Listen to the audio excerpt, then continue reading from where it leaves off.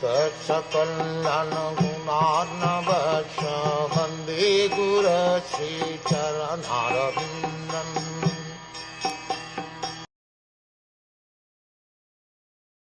The children of these ladies are Pradyum, Shambh, Amba, etc.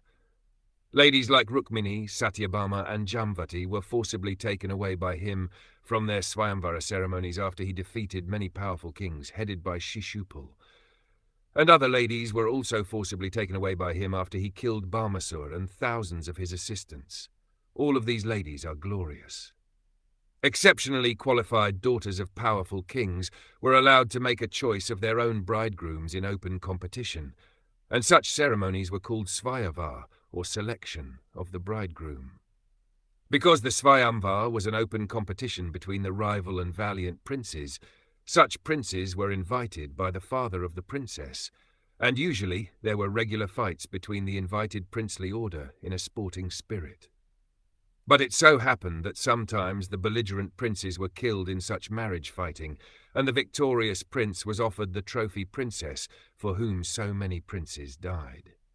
Rukmini, the principal queen of Lord Krishna, was the daughter of the king of Vidarbha, who wished that his qualified and beautiful daughter be given away to Lord Krishna. But her eldest brother wanted her to be given away to King Shishupal, who happened to be a cousin of Krishna.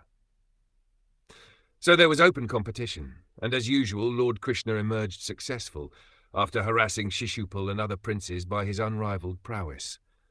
Rukmini had 10 sons like Pradyum. There were other queens also taken away by Lord Krishna in a similar way. Full description of this beautiful booty of Lord Krishna will be given in the 10th canto. There were 16,100 beautiful girls who were daughters of many kings and were forcibly stolen by Bhamasur, who kept them captive for his carnal desire.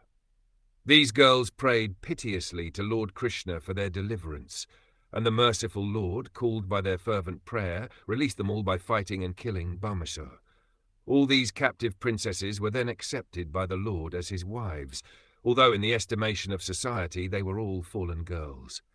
The all-powerful Lord Krishna accepted the humble prayers of these girls and married them with the adoration of queens.